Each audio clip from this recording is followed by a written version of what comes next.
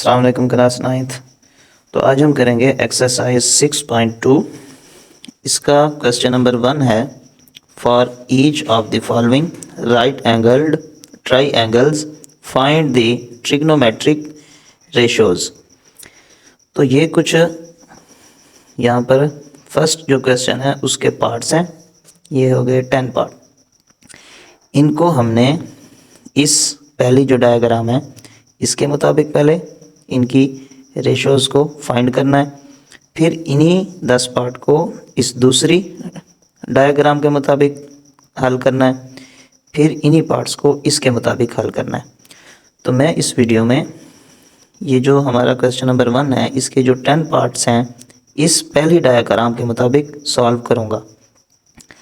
तो अगर हम पहले सवाल को समझ लें, इसके अंदर कहा गया है कि राइट एंगल्ड ट्राइंगल्स के हमें जो यहाँ पर ये दी गई हैं ट्राइंगल्स, ये राइट एंगल्ड है।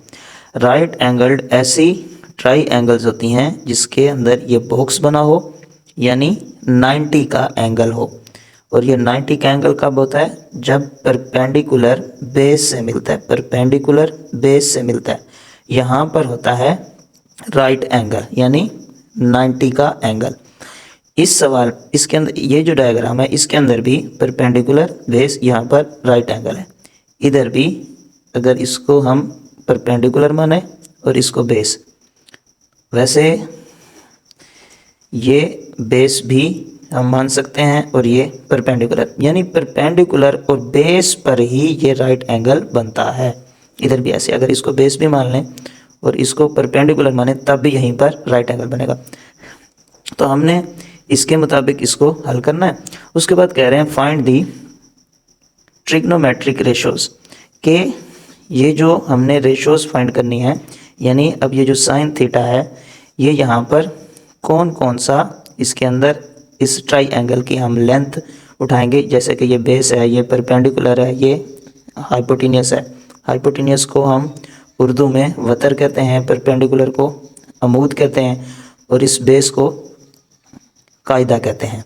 तो हमने इसका रिलेशन या रेशो फाइंड करनी है कि हर एक का परपेंडिकुलर या बेस का ताल्लुक या रिलेशन को जाहिर करना है रेशो की मदद से।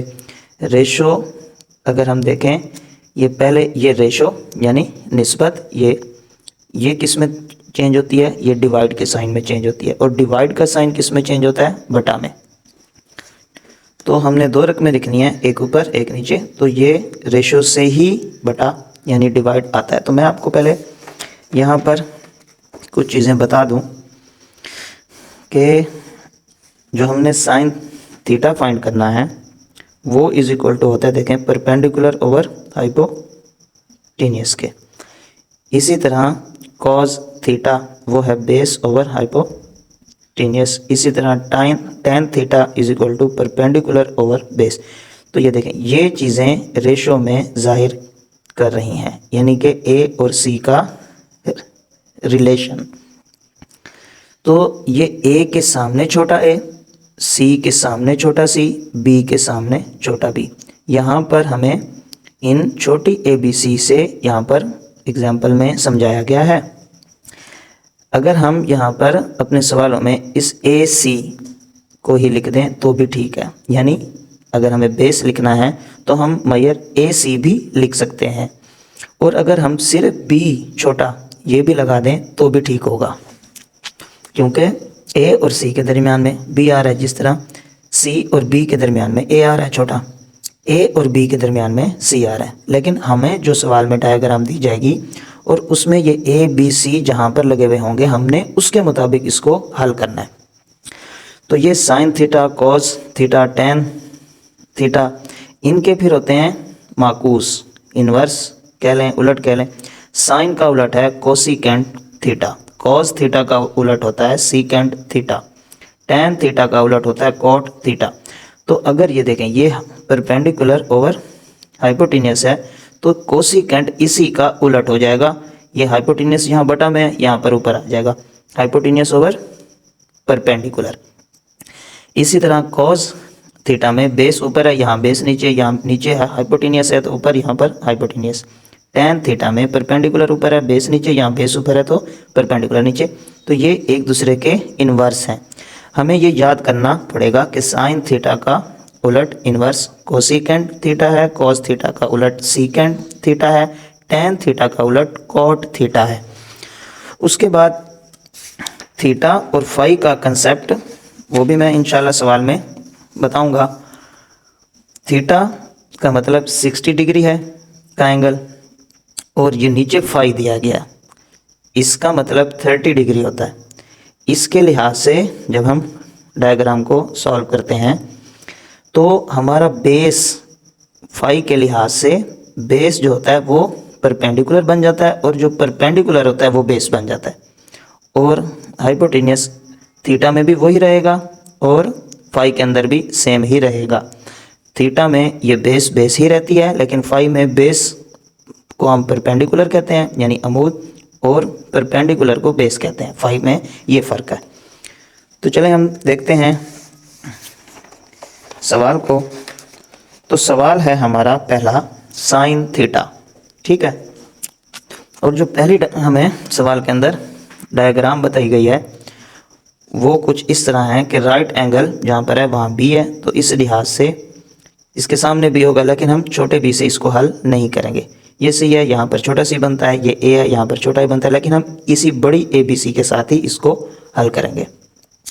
तो देखें साइन थीटा बुक में भी हमें बताया था कि ये इक्वल होता है परपेंडिकुलर ओवर हाइपोटेन्यूस के। तो अगर आपने इसको साइन, कॉस और टेन को इस तरह याद कर लें, आओ काओ अक से, आओ काओ और अक, ये मैं आपको साथ साथ बताऊंगा जब हम इन सवालों को हल करेंगे।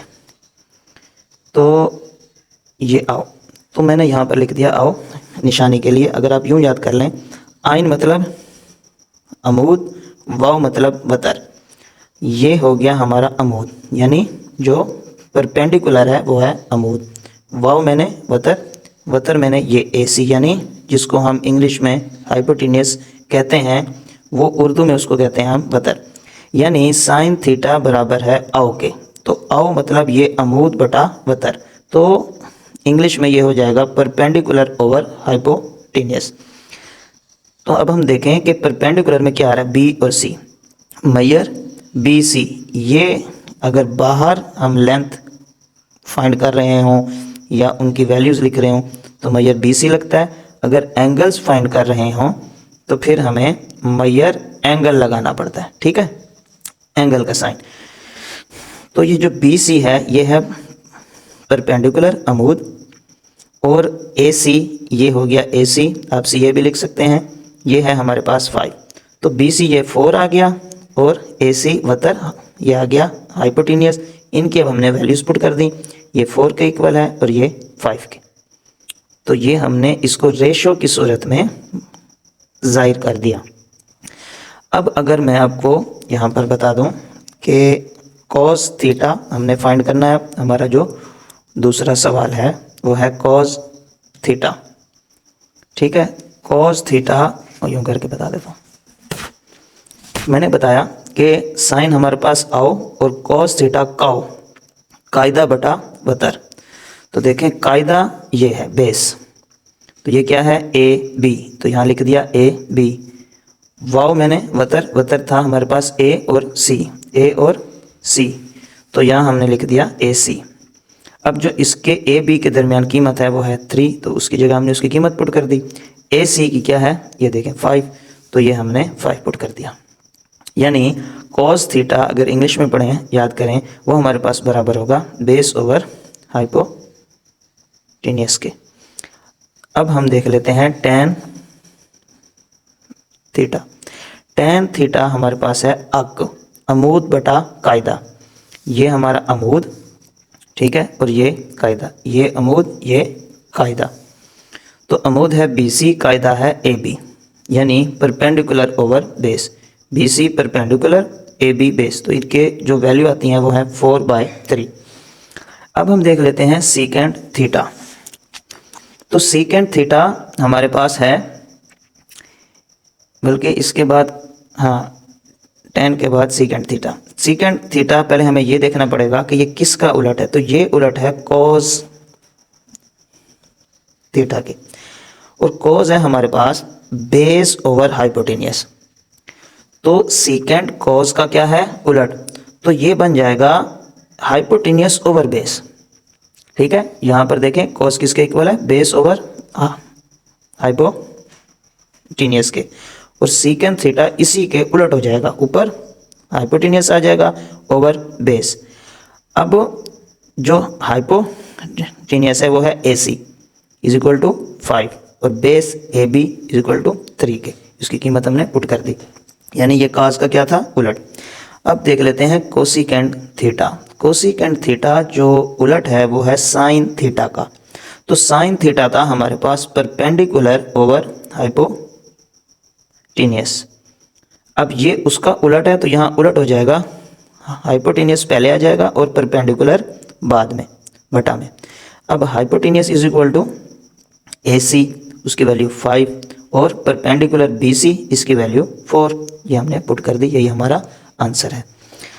तो अब हम चलते हैं पार्ट नंबर 6 की तरफ। इसमें थोड़ा सा समझने वाली बात है कि ये सारा मैंने एक ही पेज पर इसलिए हल किया है कि इनके इन्वर्स भी यहीं पर आ जाएंगे सामने और डायग्राम भी इसी पेज पर है।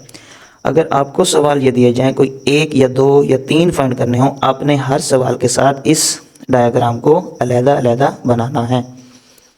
अच्छा, अब हमने मालूम करना है कॉट फाई। पहले तो इस फाई को भूल जाएं, पहले ये देखें कि ये कॉट है। कॉट देखें कि ये किसके उलट होता है, कॉट उलट होता है टैन के।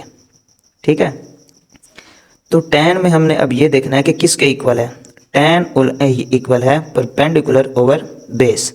तो यहाँ कॉट आ जाएगा बेस ओवर परपेंडिकुलर, ये तो हो गया टैन का उलट कॉट। टैन था परपेंडिकुलर ओवर बेस, ये हो गया बेस ओवर परपेंडिकुलर। तो अब जब हम इसकी यहाँ से ये ABC यानी कि जिससे इनको जाहिर किया गया वो लिखेंगे। अब ये जो आगे फाई लगा हुआ है, फाई की वजह से बेस अब हमारी बन जाएगी परपेंडिकुलर और परपेंडिकुलर बन जाएगी बेस, फाई की वजह से। तो बेस अब क्या होगी, BC, तो ये बेस हमने लिख दिया यहाँ पर BC, और क्या नीचे परपेंडिकुलर। मैंने कहा फाई में ये हो जाते हैं उलट, यानी ये बन जाता है परपेंडिकुलर और ये बन जाता है बेस। तो अब परपेंडिकुलर ये है AB, तो यहाँ हमने लिख दिया AB। अब BC के दरमियान जो रकम है 4 वो यहाँ पुट कर दी, AB के दरमियान जो रकम है 3 वो यहाँ पर हमने पुट कर दी। अब हम फाइंड कर लेते हैं tan फाई। तो tan हमारे पास था परपेंडिकुलर ओवर बेस।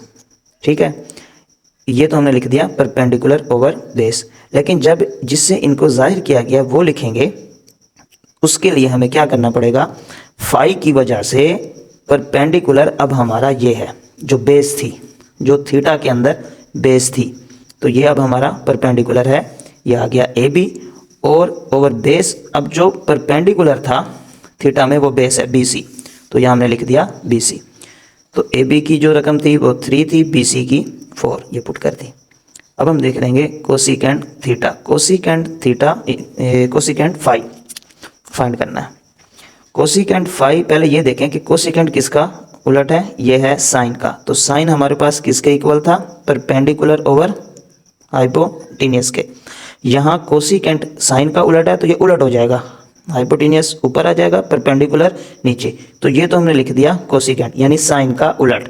ये लिखने के बाद अब फाई की वजह से जो हाइपोटेनियस है, मैंने कहा थीटा और फाई में सेम ही रहता है, तो ये AC वैसे का वैसे, परपेंडिकुलर जो बेस था अब वो परपेंडिकुलर, ये बेस था, अब ये फाई की वजह से क्या बन गया, परपेंडिकुलर। तो यहाँ हमने AB लगा दिया, और इसकी जो रकमें थी AC की थी 5 जो कि थीटा और फाई में सेम ही रहेगी, AB की 3 आ गई, लेकिन AB अब क्या है, परपेंडिकुलर इस फाई की वजह से।